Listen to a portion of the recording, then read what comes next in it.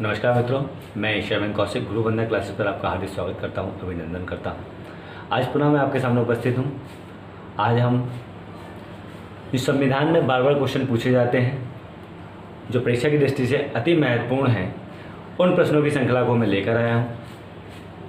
मैं आपको विश्वास दिलाता हूँ कि यहाँ से आज जो मैं क्वेश्चन कराने वाला हूँ उन क्वेश्चनों से बाहर आपका एक भी क्वेश्चन जाने वाला नहीं है। इसके अंतर्गत हम सारे वो क्वेश्चन देखेंगे जो हर बार एग्जाम्स में रिपीटेड हुए हैं। आप पिछले 10 सालों के पेपर उठा के देखेंगे, ये क्वेश्चंस बार बार आपको देखने को मिल जाते हैं। चलिए तो बिना समय गवाए चलते हैं अपने टॉपिक की ओर और देखते हैं आज का शानदार टॉपिक जिसका नाम है संविधान। देखिए, सबसे पहले अगर मैं बात करूं तो कानून दिवस कब मनाया जाता है। कानून दिवस की अगर हम बात कर रहे हैं तो कानून दिवस 26 नवंबर को मनाया जाता है। कब मनाया जाता है? 26 नवंबर को मनाया जाता है। इसके बाद अगला क्वेश्चन है, संविधान सभा के सदस्यों की संख्या कितनी है। जो संविधान सभा है उसमें जो सदस्यों की संख्या है वो कितनी है? 389 है। अगला क्वेश्चन है, प्रथम अधिवेशन कब हुआ था। तो प्रथम अधिवेशन 9 दिसंबर 1946 को हुआ था। ये सारे वो क्वेश्चनों की श्रृंखला है जो आपके पेपर में बार बार पूछी जाती है। प्रथम अधिवेशन के अस्थायी अध्यक्ष कौन थे? डॉक्टर सच्चिदानंद सिन्हा को प्रथम अस्थायी अध्यक्ष बनाया गया था। ठीक है। अगला क्वेश्चन है, द्वितीय अधिवेशन कब हुआ था। तो द्वितीय अधिवेशन 11 दिसंबर 1946 को हुआ था। अब पूछ लेता है कि चलिए ठीक है, मान लिया आपकी बात कि अस्थायी अध्यक्ष तो डॉक्टर सच्चिदानंद सिन्हा को बनाया गया, लेकिन स्थायी अध्यक्ष किसको बनाया गया? तो स्थायी अध्यक्ष डॉक्टर राजेंद्र प्रसाद को बनाया गया था। ठीक है। और दूसरा अधिवेशन कब हुआ था? 11 दिसंबर 1946 को हुआ था। ठीक 2 दिन बाद ये अधिवेशन हुआ था। देखिए, 2 दिन के लिए अस्थायी अध्यक्ष किसको बनाया गया था?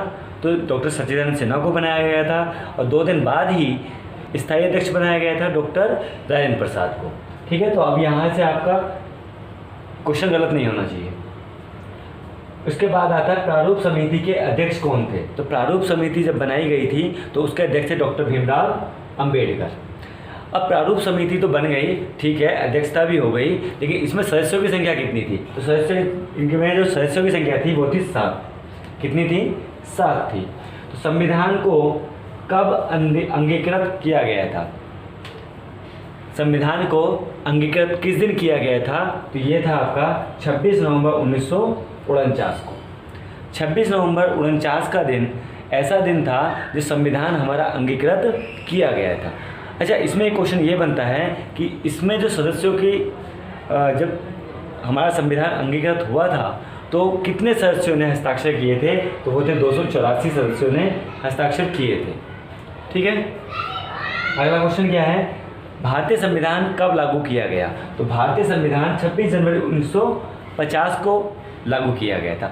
भारतीय संविधान सभा की अंतिम बैठक कब हुई थी? तो 24 जनवरी 1950 को इसकी क्या हुई थी? अंतिम बैठक हुई थी।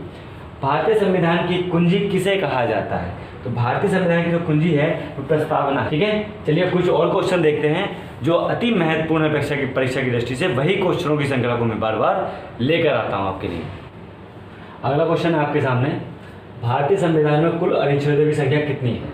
कितनी थी? 444। आज की तारीख में कितनी है? वर्तमान में 395।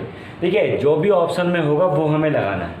अगर 444 ऑप्शन में दी हुई है तो 444 लगा देंगे, और अगर 395 दी हुई है तो 395 लगा देंगे, जो कि ये क्या है? 395 वर्तमान में है। ठीक है। जिस समय हमारा संविधान बना था उस समय संख्या कितनी थी? तो 444 थी। इसीलिए हमने क्या लिखा है यहाँ पर? या करके लिखा हुआ है। तो हो सकता है आपसे पूर्व की संख्या पूछ ले या फिर वर्तमान की पूछ ले। तो वर्तमान पूछेगा तो 395, और पूर्व की पूछेगा तो 444 होगी। राज्यों का संघ किस अनुच्छेद में है?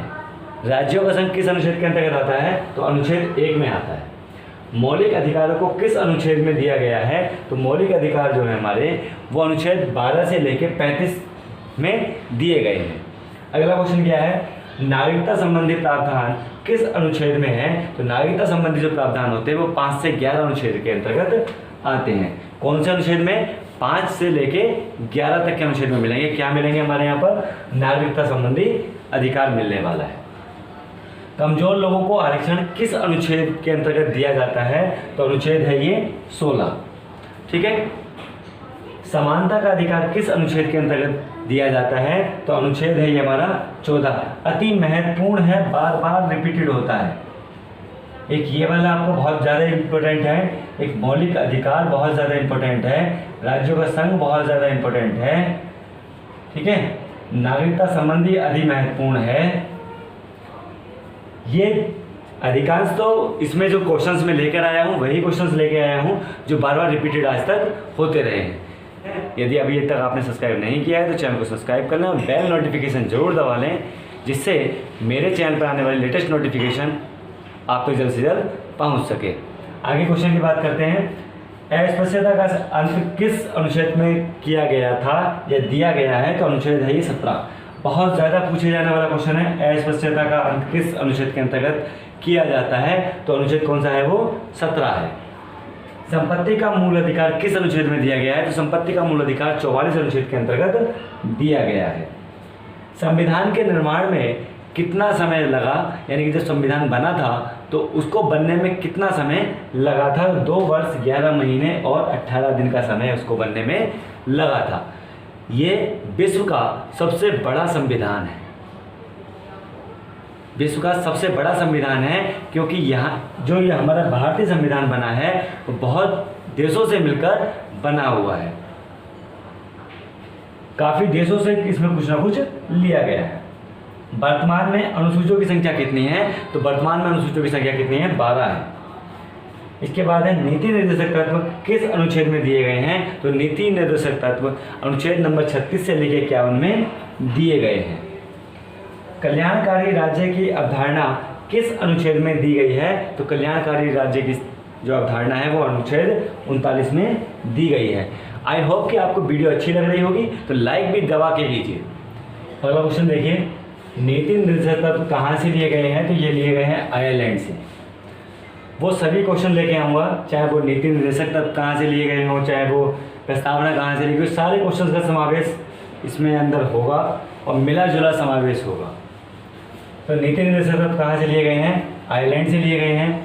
राष्ट्रपति पर महाभियोग किस अनुच्छेद के अंतर्गत चल सकता है या चलाया जा सकता है? तो ये अनुच्छेद है आपका 61। राष्ट्रपति पर जब भी महाभियोग चलाया जाएगा तो अनुच्छेद 61 के अंतर्गत चलाया जाता है। अब महान्यायवादी की नियुक्ति किस अनुच्छेद के अंतर्गत की जाती है? तो अनुच्छेद 76 के अंतर्गत की जाती है। और कौन करता है? राष्ट्रपति करता है। ठीक है। तो महान्यायवादी की जब भी नियुक्ति की जाएगी तो अनुच्छेद 76 के अंतर्गत की जाएगी और उसकी नियुक्ति कौन करेगा? राष्ट्रपति करेगा। राष्ट्रपति किस अनुच्छेद के द्वारा लोकसभा भंग कर सकता है? तो वो अनुच्छेद है आपका अनुच्छेद 85। ठीक है। राष्ट्रपति जब भी लोकसभा भंग करेगा तो वो किस अनुच्छेद के अंतर्गत करेंगे? 85 के अंतर्गत करने वाले हैं। राज्यसभा व लोकसभा की अध्यक्षता कौन करता है? तो सीधी सीधी बात है, स्पीकर करता है। ठीक है। यहाँ पे आपको कन्फ्यूजन करने के लिए राष्ट्रपति भी दिया होगा, प्रधानमंत्री भी दिया होगा, स्पीकर भी दिया होगा। ठीक है। तो यहाँ पे बहुत सारे 4 ऑप्शन दिए होंगे और जबकि इसका सही आंसर क्या होगा? स्पीकर होगा। तो इसकी अध्यक्षता कौन करता है? लोकसभा और राज्यसभा की स्पीकर के द्वारा की जाती है। राज्यसभा में लोकसभा की संयुक्त बैठक को कौन बुलाता है? तो ये बैठक केवल और केवल राष्ट्रपति के द्वारा ही बुलाई जाती है। अगला क्वेश्चन है, धन विधेयक किस अनुच्छेद में आता है? तो धन विधेयक किस अनुच्छेद में आएगा? अनुच्छेद 110 के अंतर्गत ये आता है। राष्ट्रपति द्वारा अध्यादेश जारी किया जाता है, ये किसके अंतर्गत किया जाता है? कौन सा अनुच्छेद है जो अध्यादेश जारी किया जाता है? तो इसका अनुच्छेद है 123। ठीक है। 1, 2 और 3। तो जब भी अध्यादेश की बात आएगी ये अति महत्वपूर्ण है, बार बार क्वेश्चन पूछा जाता है। और एक ये वाला जो संयुक्त बैठक है ये भी बहुत बार पूछा गया है। तो जब भी अध्यादेश जारी करने की बात आएगी तो 1, 2, 3 कर देंगे, यानी कि 123 इसका राइट आंसर होगा। सर्वोच्च न्यायालय के न्यायाधीश पर महाभियोग चलाया जा सकता है। कौन सा वो अनुच्छेद है जो सर्वोच्च न्यायालय के न्यायाधीश पर महाभियोग चलाया जा सकता है? तो वो है 124। आप कैसे याद रख सकते हैं इसको? देखिए 123 से हमने अध्यादेश जारी किया और जैसे ही सर्वोच्च न्यायालय के न्यायाधीश पर महाभियोग चलाने की बात आएगी तो उसमें एक जोड़ देंगे तो 124 उसका सही आंसर हो जाएगा। अच्छा, ये जो चलाया जाता है ये किसके परामर्श के द्वारा चलाया जाता है? तो राष्ट्रपति के परामर्श से चलाया जाता है। और जो अनुच्छेद है वो अनुच्छेद है 233। इसका जो अनुच्छेद होगा वो कौन सा होगा? 233 होगा, जिसके अंतर्गत महाभियोग चलाया जाता है। ठीक है। अब अगला क्वेश्चन क्या है? वित्त आयोग के सदस्यों की संख्या कितनी है? तो वित्त आयोग के जो सदस्य हैं उनकी संख्या है 5। अनुच्छेद की अगर हम बात कर लें तो अनुच्छेद है इसमें 288 और किसके द्वारा नियुक्त किए जाते हैं? तो ये राष्ट्रपति के द्वारा नियुक्त किए जाते हैं। क्लियर हो गया? हिंदी भाषा को राजकीय भाषा किस अनुच्छेद में घोषित किया गया?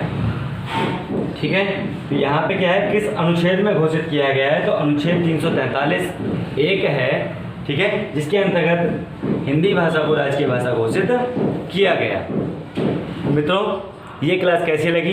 यदि क्लास अच्छी लगी हो तो लाइक और शेयर करना ना भूलें। कल फिर मिलेंगे इसी की नेक्स्ट श्रृंखला के साथ। इसमें और मज़ेदार क्वेश्चंस लेके आने वाला हूँ जो अति महत्वपूर्ण होंगे आपकी परीक्षा की दृष्टि से। अगर वीडियो अच्छी लगी हो तो लाइक और शेयर करना ना भूलें। यदि आप मेरे चैनल पर नए हैं तो चैनल को सब्सक्राइब ज़रूर कर लें, अपने मित्रों को भी करा दें। मेरी क्लासेस फ्री थी, फ्री हैं, फ्री रहेंगी। सारा कंटेंट आपको फ्री मिलता रहेगा, फ्री मिलता है, फ्री मिलता रहेगा। अगर आपने अभी तक मेरा टेलीग्राम ग्रुप ज्वाइन नहीं किया है तो मैं डिस्क्रिप्शन में लिंक दे दूंगा, आप वहां से मेरा टेलीग्राम ग्रुप ज्वाइन कर सकते हैं।